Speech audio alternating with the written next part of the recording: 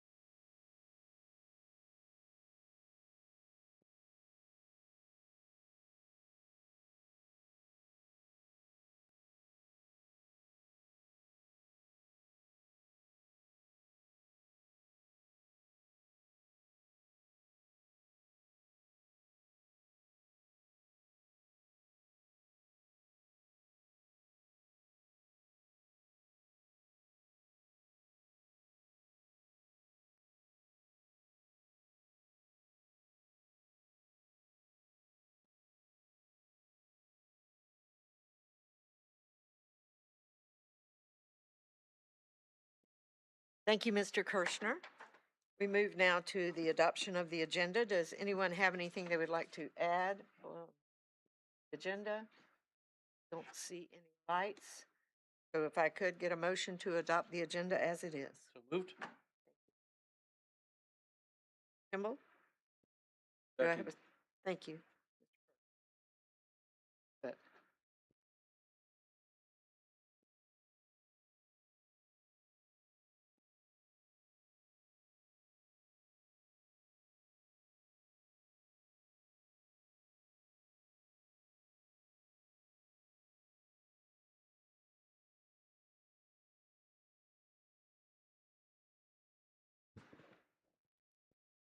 And Ms. Benson, if you can hear me, are you good with approving the agenda?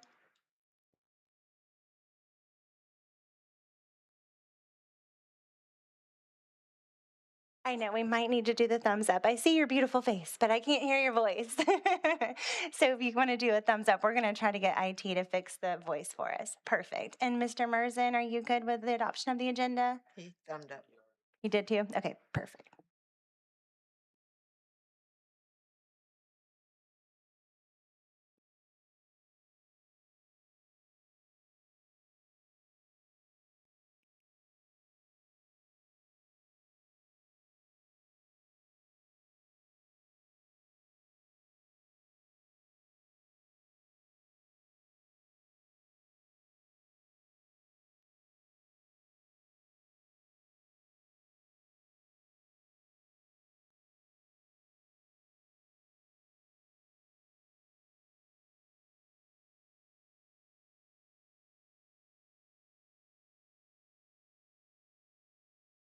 It passes 11-0. You can see on these two, but I guess because they're up there. It passes 11-0. Yeah. Sorry, I'll have to turn around. Move now to our first open forum. I have no pink slips and I see no one in the audience that would like to speak. So we will move forward with our presentations. I can't help but think of Mr. Corby every time we talk about IT solutions getting better and better, and our OpenGov, I think everybody agrees, has gotten better and better. So here to tell us more about how our capital improvement program will now be shown on the OpenGov is Justin Smith. He won't be answering specific questions about individual things on the capital improvement program list, That can come later with staff, but he's just going to show us how the new system works with the OpenGov. Take it away. All right, good afternoon. In your agenda for this presentation, there is a two-page listing of our 2027 proposed capital improvement projects.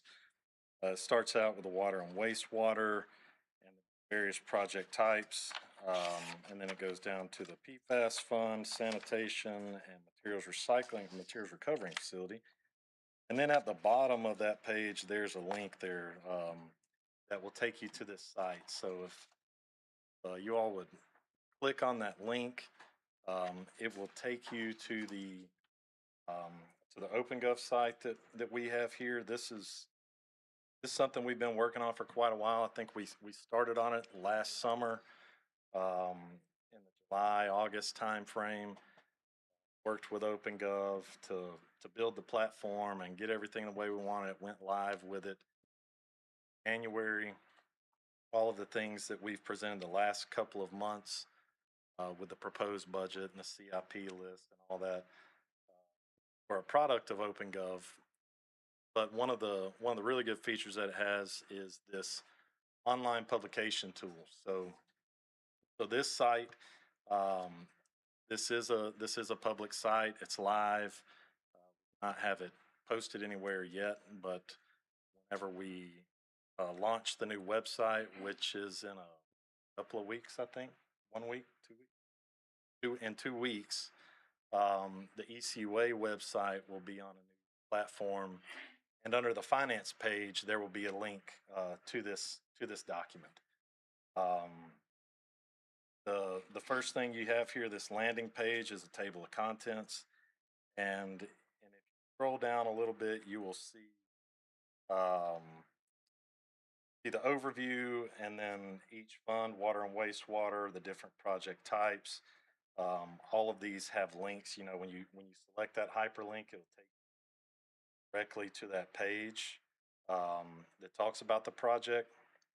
Up here at the top of the screen, you've got some buttons up here. Obviously, if you're anywhere in the site, you know, if you're looking at a specific project or a specific link in there, you want to get back to this home page, you can either select the little ECUA logo up in the top left corner, or you just select that table of contents button. Take you right back here. You can go to anything on the site. This page, this is our overview, and this gives a kind of a high level overview of the 5-year capital plan. Again, this is a budget. This is a plan. Um, you know, the board approves 1 year of the plan along with the normal budget. The next 4 years are other things that we're looking at on the horizon, either projects that maybe didn't get approved this year because it just didn't rank as high as some other ones, or things that are planned to start 2, 3, 4 years. Overall, we've got for 2027, $68,975,000 capital improvement budget. Chart here just gives you a visual of the different types of projects that we have, and this is entity-wide. You know, we have our general projects, utility relocations, wastewater collection, water distribution, water production, water reclamation, PFAS, sanitation, and MRF, and that's what makes up the entire dollars. And then we have some nice tables on here that just give you the 5-year total. So the total for the 5-year plan is $478,920,000, which sounds like a lot of money because it is. We have a lot of infrastructure. We have a lot of needs, but we have projected at this point to include our 5-year plan. As far as how are we paying for it? For this year, for fiscal year 27, the water and wastewater plan is all funded cash pay. We're not trying to issue any new debt or anything like that for the water and wastewater projects. Now, in the future years, we do intend to issue debt. We've talked about it before a couple of months ago. We have some debts rolling off. Most of it's from the construction of the CWRF, and then we have some other loans that were issued between the time the CWRF was built, and I think the last one we did in water and wastewater was in 2017. We've got a couple of SRF loans that are that'll be paid off next year. We paid off one this year, and then in 2028 we've got a pretty significant amount of CWRF loans paid off. So when these numbers increase, the total budget amounts increase in the future years. We do plan to issue some debt. Still a lot more that has to be discussed and planned as far as what type of projects, how much debt, all that good stuff. But we should be able to issue. We're projecting right now about $50 million of debt in 2028, and then another smaller amount in 2029, 2030, and then even out to 2032, 2033, issuing some more debt then to cover some of these large project needs that we have. Next is the PFAS settlement fund. These are all projects that are being paid for out of the lawsuit that we've received for PFAS manufacturers. As of today, we've got approximately $28 million in settlement funds that we've received. I say settlement funds, mixture between the settlement funds and the investment earnings that we've earned on those. We've got a lot under contract right now. There's 10 or 11 projects that are currently in the design phase. So staff is working on those, getting those designed. Those will start construction here probably in the next year or so. And these estimates here are things that that we don't already have going right now that we plan to get started with in the future. Again, this is not affecting ratepayers.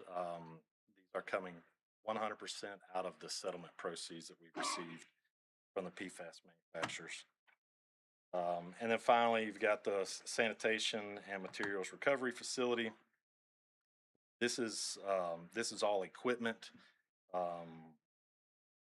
In the sanitation side, the biggest portion of that is for collection trucks, residential collection trucks. That's our biggest need. We are trying to replace some of those every year, and doing a good job of that every year, ordering new trucks and things of that nature. And then we've also got things like containers, commercial containers in the commercial division, compactors, dumpsters, things like that, to kind of either expand that business or replace aging containers, and then composting equipment replacement.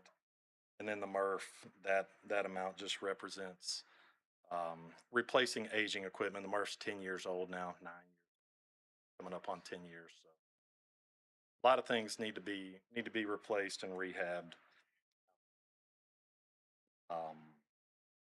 But that's just kind of a high level overview of the site, of the budget, that you can top bar up here, like for example, water and wastewater. You can select that drop down menu, and it has a link for everything that you've seen on the table of contents.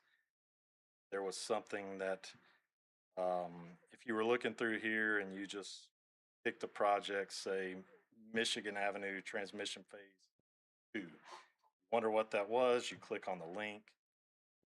It'll take you to a page that is just related to that project. For things that are location specific, like this project, we have a map, a GIS map. Project areas normally highlighted or outlined as it is here, with the major roadways identified so you know where you're at geographically. Tells you who the project manager is, what type of project it is, brief description of the project, and then the proposed funding for the 5-year period. So there's one of these for every project. And again, there are summary pages for the different types of projects. Like if you just wanted a high level view and say wastewater collection, you click on the wastewater collection summary page and it'll have a nice table that lists all the projects that fall in that category, proposed funding for 27 through 20. It's a very good site. Like I said, I think it'll be a big improvement to what we have, provide a higher level of transparency. It will be on our webpage. And then we'll have more things like this as well. I mean, we're not just using it for the capital improvement budget, we're using it for our total budget. So once the FY27 budget is adopted, we'll have another site just like this, and it'll be on the website as well. So you'll have one link that says 27 capital improvement budget. You'll have another one that says, 2027 adopted budget. It will have all the details by department, by division, narrative documents, like what was presented last month that had kind of an executive summary. It'll have org charts and all of that stuff that's related to the organization and the budget on there. A very good resource for not just people internal, but external as well. Be a big improvement over the old budget books that we had. So a lot easier to navigate. Justin, I have any questions? Stephen? So let's just have a comment. No, and I love this when you're talking about like transparency and whatnot. I mean, I'm sure that's the fact I get questions about the budget, or why are you spending this, or why are you spending that? And I always like to have these resources. I'll send people to the website. I'll say, take a look at it. I was like, please do not, I cannot deal in vague generalities. So give me specificity and tell me exactly what it is. And, of course, half the people don't. But this right here makes it very user friendly for the average citizen, ratepayer, to go online, click on this, click on the various departments, and kind of zero in on questions on actually where their money's going. So Right. This I like, and I'm a visual learner, so I like the pie charts and so forth as well. So well done, staff, on putting this together. Mr. Stevens, I want to agree. I think this is not only good for our citizens, to be able to go online and see open government in the works, but it's also great for the board members if you're out doing a talk with people, tell them how to go and look at this and how to see the budget and see exactly how we're spending their money. So I think Not CIP related, but on the transparency side, we also have department dashboards that are built. That'll be highlighted on the website as well, and it will show last year's, whatever year we're in, show the prior year actuals, expenses by department, current year's budget, what's been spent so far this year, and it's real time. It updates every day. We have a different ERP system with our financial data, but every night all the data from our normal financial system uploads into OpenGov, so it updates all those amounts. So we have those that are being built as we speak. That'll be on there as well. So it won't just have a one static document for the budget. You'll be able to see actual year-to-date expenses, how you are compared to the budget, and it'll provide a lot more data. I have one question. Put all your finance awards over here. Where are we going to put all your budget awards when you start winning that? Well, that's one thing that we are going to apply for. Mr. Scarborough, where he's come from, the agencies have applied for its. I think it's a distinguished budget award, is what the GFOA calls it. So there's application process, but that was one of the goals to go into OpenGov, is to have a budget document that we can highlight, apply for that award, hopefully start receiving those. Beautiful. I think we have one more question from Ms. Rick. Are we the first utility to approach OpenGov and use it? We're the Is it first one in this area. Now, there are several other government agencies in some capacity. They've got a lot of products, they've got different modules. Escambia County uses OpenGov. I know they use it for their procurement. I think they use it for budget, but I'm not sure. I know they were at one time a couple of years ago. I believe Santa Rosa County uses it. There's a couple of cities like that are using it. They're a relatively new company. I mean, they've been around probably 15 years maybe, but they've just in the last 6 or 8 years they've started expanding where they started out as a company that just provided a way to provide transparency to the citizens, not necessarily in a budget form, but taking other documents and putting them on a platform. Now they've expanded. They're doing like a full ERP system. They do budgeting. They do licensing and permitting. That's Stacy Hayden with engineering. They're in the process of going live with a permitting module that they have. Citizens or the developers can apply for their permits and things that in the process. That workforce management, capital, human capital stuff, whether it's budgeting or position control, and they got a whole host of products now. like they're lot of people are using. well-rounded? Is there a cost to this? Yes, there is a cost. And how is it figured? It is I'm not sure how they figure their cost, but it's an annual subscription basis like any other software that we have. We had to pay a little bit for the initial implementation and all that. I believe it was around $35,000 that we paid.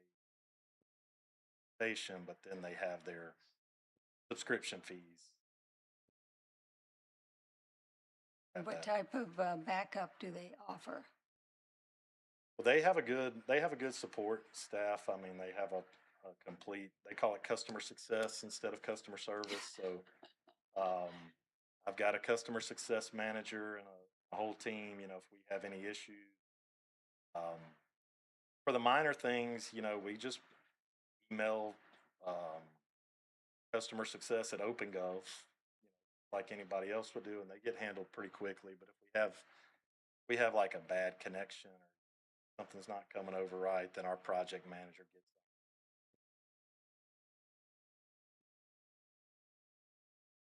that. We were sent the program a week ago, and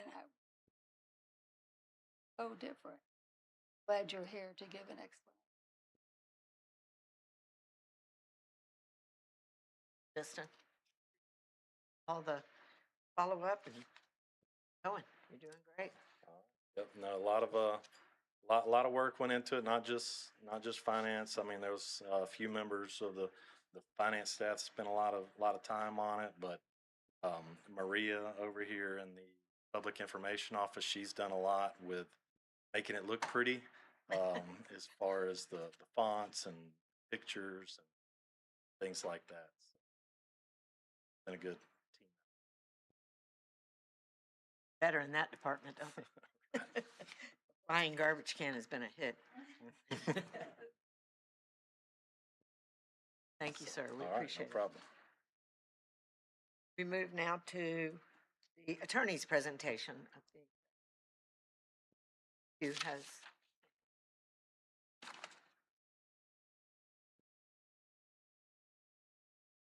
Thank you, Madam Chair. Calling this a presentation may be a little bit generous. It's, Yeah. it's not a lot of material, but Mr. Brown had asked a meeting or two back if we would take a look and give just a quick primer on ECUA's policies as they relate to race, diversity, anti-discrimination, et cetera. And so we've looked into that. We spent quite a bit of time with Ms. Scruggs and HR, really to get the very simple answer, which is ECUA does not consider race, gender, national origin, ethnicity, veteran status, et cetera, in its hiring decisions, firing decisions, advancement decisions, et cetera. It's just not considered. What the HR department does do is work very hard to try to get as diverse a field of applicants as they can. And they do that by a variety of means that includes where they post things. They post things on government websites to reach veterans. They ensure that recruitment is disseminated at historically black colleges and universities, and so on. And so they do as much as they can to get the widest pool possible. But then once that pool is in place, the standards are applied uniformly without regard to any sort of classification person. I wanted to touch just quickly to kind of let everybody know what we're looking at in terms of the field right now. The basic anti-discrimination laws that are out there have not changed. Title VII, federal stuff, governed by the EEOC, prohibits discrimination. On a number of those classifications, you can really get into the nuance of which classifications fit where, but essentially prohibits discrimination. Also prohibits any sort of preference to try to alleviate any imbalance that may be perceived. But that's really unchanged. The state Civil Rights Act really mirrors the federal Civil Rights Act, so it essentially does the same. It's governed the same way, interpreted the same way by the court. Everybody's heard about the executive orders related. That's created an interesting field right now because everything's up in the air. Looked at that and said, it's too vague. We can't really tell what you're prohibiting and what you're not. Some courts have said it's okay. We'll wait and see. That'll have to work its way through the court. By the time we get a Supreme Court ruling on that, we'll probably be under a different administration, and it may not matter. So there's just a lot going on there. But it doesn't impact us directly. And we're not a federal agency, and so it doesn't work directly on the ECUA. We do have to be very aware of it and pay attention in contracting, because if you're doing something that's considered outside of those bounds, then you can impact your ability to get federal grant money. Something to keep an eye on. But no, I will tell you, I was very pleasantly surprised with just how on top of it Ms. Scruggs was in that department. They follow the law on this subject. They follow legislative updates from the other organizations, and so they're really on top of it. And in light of the what they're seeing, the results we're seeing in the organization in terms of diversity in the current legal field, I don't have a recommendation changes. What I have, I hope I addressed the question, Mr. Brown. Any questions for me? Thank you. I have one speaker, Mr. Stevens. No, and I think you probably answered it, Philip, but about the executive order on the DEI mandate, that would only affect us in any federal grants. But and I've gotten a few calls on that for some clarification, and my response has been really been business as usual for us. Like it hasn't affected us one way or another, whether we were under it as a municipality or federal. So the policies within ECUA have not changed. Even with that executive order, which had really no bearing on us whatsoever. We've been operating. That's the correct answer. I don't know all the intricacies of the executive order as far as like what all that cover excluded or did or didn't do, but my understanding is we've been kind of operating that way. And that's really the problem with the order, insofar as it's been challenged, is what exactly is it requiring and not requiring, and there's some vagueness challenges going on out there, but ultimately your answer is exactly right. It has not impacted ECUA at all because our programs, our policy, I should say, do not appear to violate those orders, those laws. I think it's where it needs to be. Thank you, sir. Yeah, when I was speaking with both of you before about it, I know now that under this administration, everything is really in flux with respect to, I think initially one of my concerns was female to male ratio, obviously the ethnic background ratio. I really, short of anything concrete, just clearly defined from the federal government, you answered my question. I think we're in a place where a lot of those decisions out until something more concrete from the Supreme Court happens. Thank Yeah. you so much for your presentation. Yes, sir, I appreciate that. Glad to do it. Anybody else? Yeah, thank All you, right, Mr. thank Pugh. you. Yes, ma'am. Move now to approval of the minutes of the regular CAC meeting on May 18th, 2026. Does anybody have any corrections? Make to those. If not, can I get a motion? So moved. Bill moves. Do I have a second? Brown seconds. Thank you. Vote.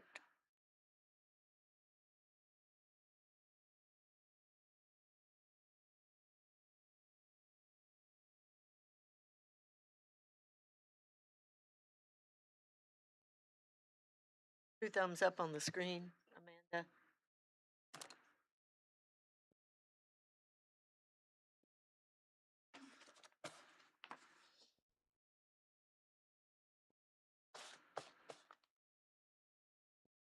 It passes 11-0. Thank you much. We move now to adoption of general resolutions, and patience with our new administrator. I will read each one, allow him to speak to it briefly. We will go through. If you have any questions, ask them, hold it at the end, and we'll vote on the remaining. Item A is adoption of General Resolution GR 26-79, authorizing Executive Director to sign an engineering service proposal from Municipal Engineering Services for design of the piping for the new PFAS treatment system at Carriage Hills, authorizing use of funds from CZ 997 PFAS settlement funds. Effective date. Thank you, Madam. This agenda item is for services for the clearing of the site for the vessel, the treatment vessel, the site piping for the well to the vessel, and for bidding services and contract administration. The fiscal impact, financial impact for this agenda item is $52,500. Staff's here to answer any questions that. Questions on the item, so I will move to which is GR 2680, a resolution authorizing executive director to execute an extension of the contract with Southern Ionics Inc. of West Point, Mississippi for aluminum sulfate. Thank you, ma'am. So this agenda item has a fiscal impact of $150,000. The request is for the extension of the contract. That company to the tune of $401 per dry ton, which translates into $1.08 per gallon. This is for the first 1-year extension. I have no questions, so I will move to general resolution item C 2681, authorizing executive director to issue a change order to purchase order 20260025 to Thatcher Chemical of Florida Inc. for sodium bisulfate to increase the funding from $60,000 to $80,000. Mr. Yarborough. And Madam Chair, this is a fiscal impact of an additional $19,100. This is for us as part of Pensacola Beach Water Reclamation Facility in order to discharge into the sound. We have to dechlorinate, and that's what this sodium hypochlorite that we use. Was there, I have one question, did their price just go up or? No, no, ma'am, I don't believe it's a price change. I just think we use a lot, but I will refer to somebody who's brilliant and going to stand up and talk. Randy Sears. Mr. Yes, Sears. yes, Randy. You're just using a lot of it. Must have been the Blue Angel show. Madam Chair, Yes, sir. this change order is because our original purchase order that we made was just too small, and based on ECUA code, we need to come back to make a change order this large. Okay, thank you. Move now, and I see no. Now to item GR 2682, a general resolution authorizing executive director to execute an extension of the contract with Allied Universal Corporation of Miami, Florida for sodium hypochlorite and providing an effective date. Yes, ma'am. This is for $160,000. The fiscal impact for this will be $160,500 for this fiscal year, and then $625,000 for the upcoming fiscal year. Again, this is sodium hypochlorite is used at the central water reclamation facility as well as Pensacola Beach facility, and it's required as part of our permit. I have no lights on. Move to item E, which is GR 26-83, a general resolution authorizing the executive director to execute a purchase order for one CAT DP 409N diesel forklift from Weiss USA for use at the Central Water Reclamation Facility. Mr. Yarborough. Yes, this replaces a 14-year-old forklift system that is constantly going down. We're having to rent in order to keep it the functionality there at the plant. It has it's an 8,000 pound lifting capacity, and we'll be replacing in kind. Sure. The fiscal impact is $72,921. Thank you for the great explanations today, too, keeping all those questions down. Or everybody's read those agendas brief, so well they don't have questions.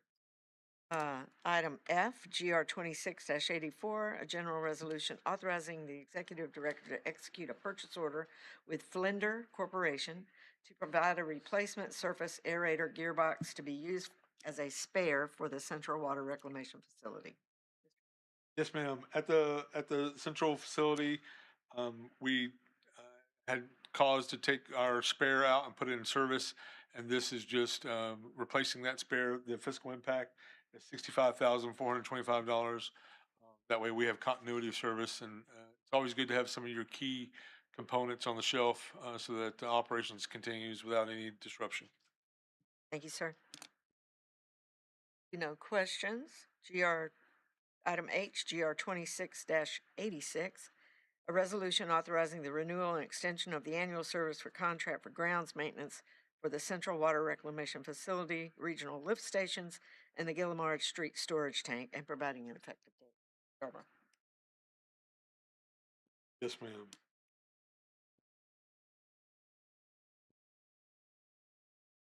My apologies. My fingers slipped out of my place. I don't have anything else to add to this. It kind of speaks for itself. Thank you. Questions? No. We move to item I, SR. This is SR 26-87, a preliminary rate setting resolution provided for notice and public hearing concerning the proposed establishment of a new late payment charge. This is not voting on the late payment charge. This is voting on the public notice. Actually, I'm going to ask Justin to come up to speak. Finance Director. You're recognized. All right. Yes, as Ms. Campbell stated, this is not voting on the actual implementation of the charge. Our code requires us anytime we have new charges or fees or changes to any of our current rates that we have a public hearing. So that's what this special resolution is for, is to provide the notice of the public hearing, which would be at next month's meeting on August 25th. As you recall, this came up at I believe it was at the April CAC whenever it first came up, and then we made a presentation at the May 19th CAC meeting about on the topic of late fees. So this is just a follow through on that, and establishing the proposed language would be to implement a 10% late fee. Thank you. And we have one question. Williams. Yeah, I probably voted yes for this. I think so. But I reread it, and I do see where it says you're going to monitor the results, report back in approximately 6 months after it's been implemented, because I do have some concerns about its impact on customers. And what I don't know is how long does a person have after they receive their bill before it's a late fee attached to it? It's usually in the neighborhood of 3 weeks from the time they receive their to the due date. 3 weeks after they receive their bill, if they haven't paid it, they'll be attached an additional 10%. They pay it. Yes, that is what we're looking at. I mean, we still have um, still have a few details to work out on policy because right now, we don't have it. So, and that the recommendation that you mentioned about monitoring it for 6 months, coming back, that was a recommendation of the CAC. I don't recall who exactly made that was part of the motion for staff to go forward that and to report back after 6 months And so what the effect was, what the financial effect, how it affects delinquent notices and cutoffs for non-payment. I'd like to know the percentage of customers that it impacts, whether 50% of the customer base is delinquent on a regular basis, or 10%, or what that percentage might be relative to impact on affecting the overall. I don't know if I put anything in here, and I should have. I probably should have brought that presentation that I made back in April because we had that data in there. It was. I'm just going off my memory. Oh, it was that information was in there. It was in that late fee presentation back in okay. April. Okay. It was a relatively, I say relatively small. It wasn't 50%. Okay, so I know it was less than 50%, probably greater than 10%. I'd say Okay.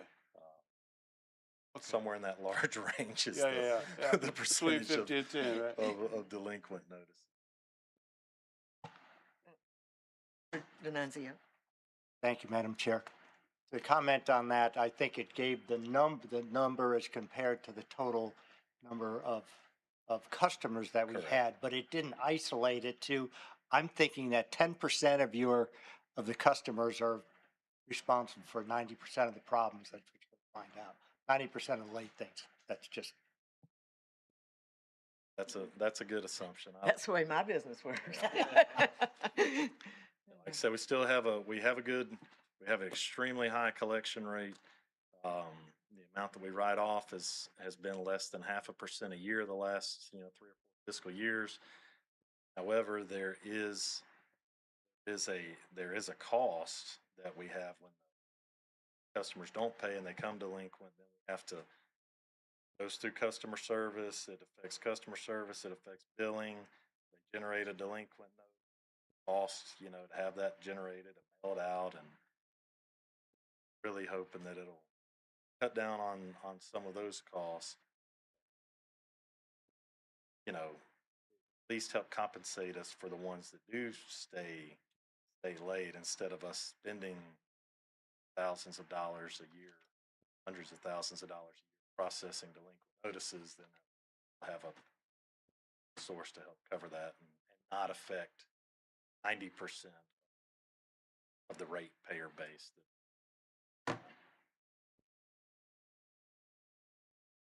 Sure. Ms. Campbell? No, Yes. Mr. Stevens. No, I just wanted to reiterate, because I understand Mr. Williams' concerns, because I share some of the same ones about, people being burdened. Obviously, they're not having enough money and so forth. Well, you would like to think that, some of these folks would pay it if they had it, and then there's some financial, mishaps and so forth. But on the other side of that is, yes, you've got the other folks, 90% or 95% or whatever they are paying, and there are expenses and fees associated with collecting this stuff. So you're kind of doing this balancing act, right, on the needs of the many versus the needs of the few. So you're kind of going back and forth because, and I would explain to people if we end up, forward with this, that there are some real costs associated with collecting debt that's being passed on to everybody, the entire base. So hopefully this would be a positive where they get a few. It's not a lot. I mean, 10% bill, but maybe that's enough to kind of wake up to say, hey, I need to pay this bill prior to getting it disconnected, because those fees are much more to have it turned back on after the fact. So Food for thought. And when we compared, you know, to our peers, other utilities in the area, whether they're water or wastewater utilities, power companies, or whatever, most of the water companies had a 10% late charge. I think there was one that had just a flat fee of $25. So if you look at our average bill, you know, if we slapped on a $25 charge, that would, you know, that could be 50%.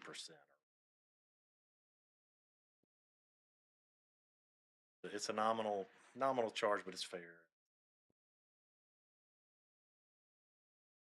Thank you. We move now to item J, which is GR 26-89, a general resolution authorizing the executive director to sign an engineering service proposal from Arcadis for the design of piping modifications needed for in-series flow between the existing granular active carbon treatment vessels at the Lillian Well to accommodate treatment of both iron and PFAS, authorizing the use of funds from CZ 997, the PFAS settlement funds, and providing an effective date.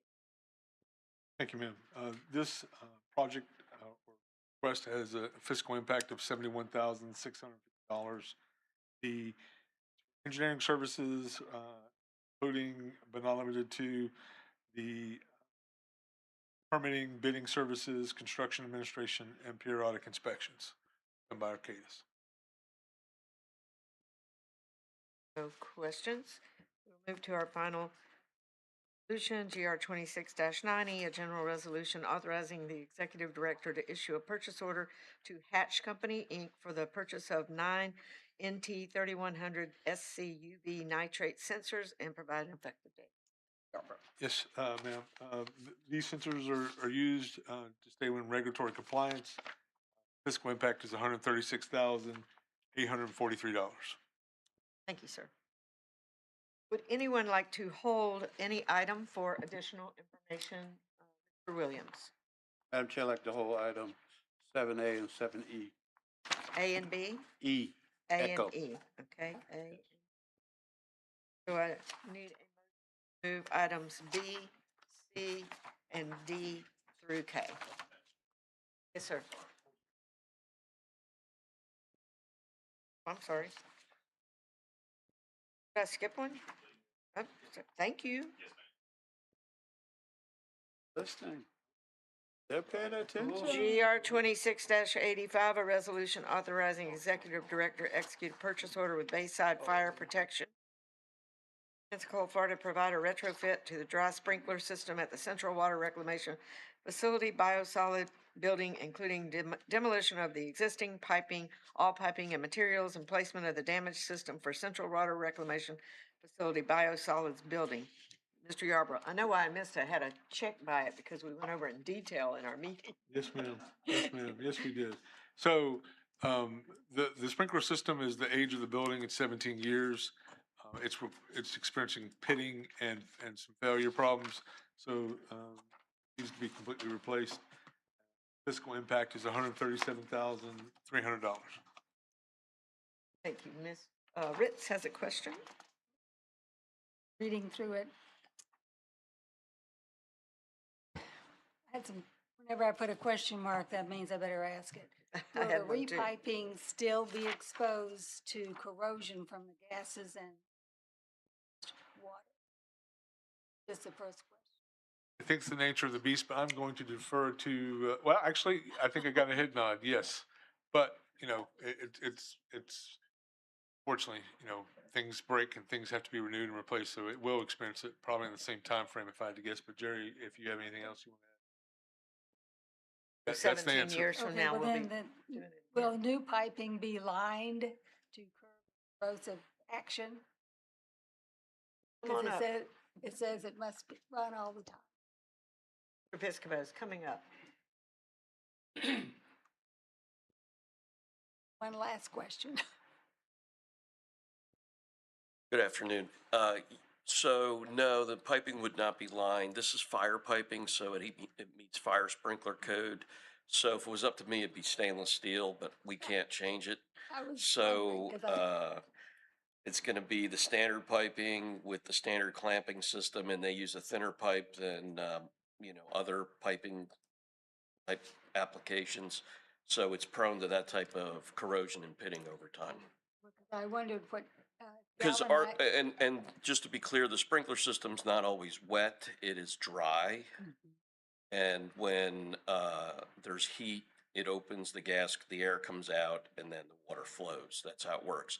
That's where the pitting comes in, because then once it's reset, the system was wet, dries out, and that causes the corrosion.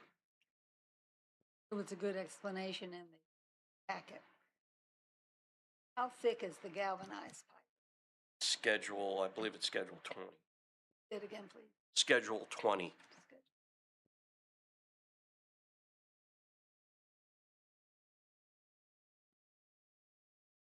Have Mr. Williams with questions. No, I didn't turn it off after I pulled those. Okay, that's it. Thank you very much, Mr. Piscopo, for coming up. So now, I'll make a motion to approve them all except for the A&E. A&E. Okay. There you go. Thank you. We have a motion to approve all but A&E. Do I have a second? Brown, thank you. Brown, please vote.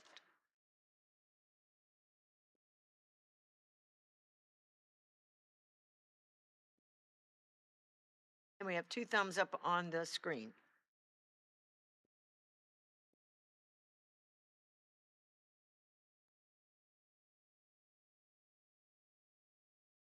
Passes 11-0. And we move now to item A, Mr. Williams. Thank you, Madam Chair. With A, after we finish the engineering services, what other steps are remaining before we're treating PFAS? I'm gonna That's ask, my question. ask Mr. Dawson.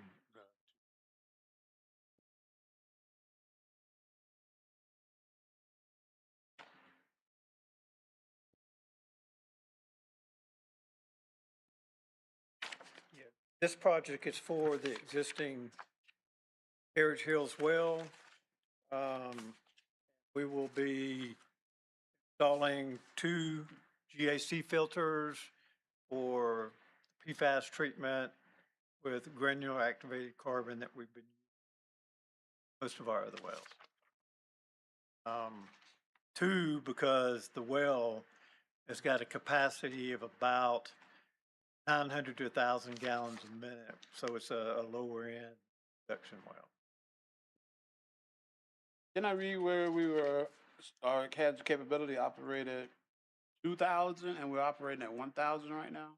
That's at the Lillian well. Okay, fine. So I guess ultimately what I was asking was, how long from these engineering services will it be before we're treating for PFAS? We have a schedule in place. I could get you a copy of it, but normally we're looking at a design period of 3 to 4 months for the foundation. And then once the foundations are done, there'll be some more engineering services for the piping, and that's another 3 or 4 months. So it'd probably be out for bids probably in 8 or 9 months when all is said and done, and then hopefully construction within the next. Approximately a year? Thank you. Question? Thank you, Mr. Dawson. Move now to answer all your questions. Yeah, I had a question on ECHO E. You want to vote on both of them together? I'll be ready to vote on both of them after I Okay. get my questions answered. Okay, that's good. So your questions on item E? Yeah, the question on E is, will this forklift be able to be transported if it's at other locations? Or how will we suffice doing work at other locations or do we have forklifts at other locations? It's a very specialized forklift because of the nature of it, but I will refer to. It's not going to leave central facilities, my understanding. We do have other forklifts, I believe. Madam Chair. Yes, sir. Thank you.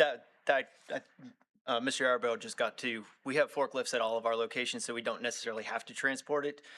This one is used multiple times of the day, 24 hours a day at the CWRF. So if we were to pull it and put it somewhere else, we would still have to get something to Central in order to operate properly. Okay. Sure. Appreciate it. All your questions, sir? I'm ready to vote, Madam We Chair. are ready to vote on items A and B. Do I have a motion? Second. And we have a second. Dr. D'Annunzio and Mr. Kimball, please vote.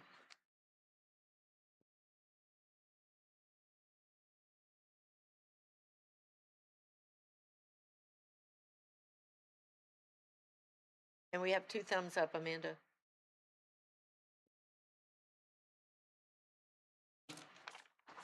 And it passes 11-0. We move now to the time of informational reports for water production and water reclamation. Does anyone have any questions on water report or the water reclamation? Williams, Mr. Have no questions. Move now to item 9, unfinished business. We had none in the beginning. I see no lights now. We move to new business. We have no new business. Madam Chair. Mr. Williams. From the previous CAC meeting, we talked about a presentation on the authority, responsibilities of special districts in the state of Florida. I thought that's what the presentation was going to be about, to tell you the truth. So I'm still asking for a presentation on the special districts of Florida authority, responsibilities, and scope of operation.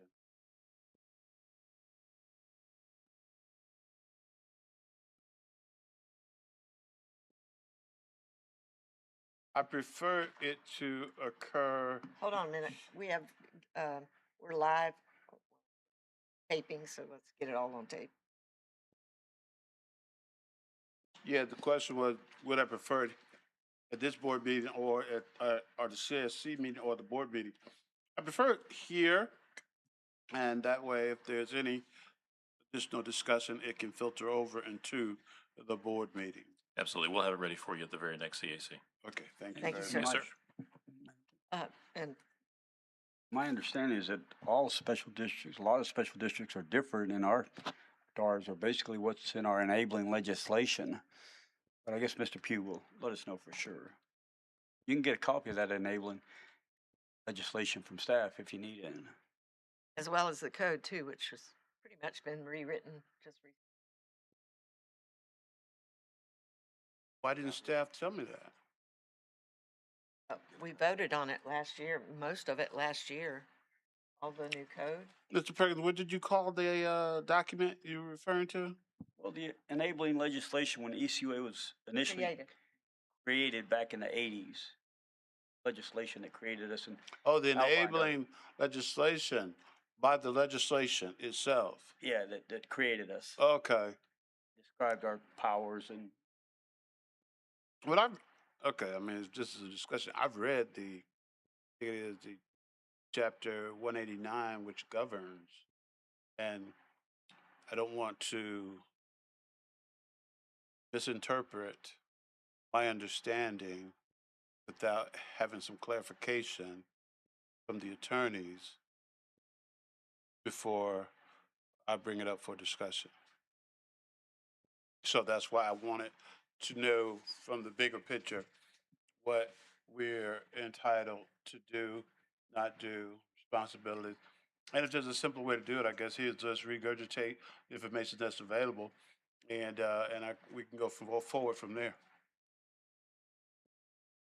It's always available too if you want to meet. I'm a public CIC board meeting kind of person. All the information I want to be presented at the board meetings. Brown. Madam Chair, you said we can get a copy of the enabling legislation and the code? Yeah, you can probably chat GPT. I'll tell you right Just, where it is. okay, all right, thank you. It'll come up. Okay, great. Yeah. I would try chat or Copilot or something like that. Yeah. We may even have- I'll click on the wrong We, thing. we maybe even have a copy on our, do we have a copy on the website? Yeah, it's a copy on the website. Okay, thank you. Okay. And then, we move, is there any more new business? Or unfinished business? We move now to committee communications. I'd like to do one thing during committee communications, and that's thank, all the staff for their work in the past week with all these lightning strikes. I know, that how that affects lift stations, and I got some text going on about midnight the other night saying what a great job, and I got pictures here to show everybody of what a great job ECUA was doing. They got there before Florida Power and Light when the lift stations went off. So thank you, Mr. Piscopo. Please let your lift station people know that they are appreciated. That was pretty cool. It wasn't cool because I'm a grandmother and now I keep my phone on during the middle of the night. So at midnight, it was going ding, ding, ding, ding. And I was like, what? And I opened it up to pictures of ECUA trucks, but that was pretty nice. Thank you. And please make sure they know that they're appreciated. We move now to our second open forum. See no pink slips and nobody in the audience that has lasted that long. And we move now to adjournment. Do I have a motion for adjournment? Second. Thank you. I have a vote. You did first? Mr. Stevens, Ms. Ritz. Thank you. Please vote. Thumbs up. And great job on that Zoom today. Hope we see you two back next month.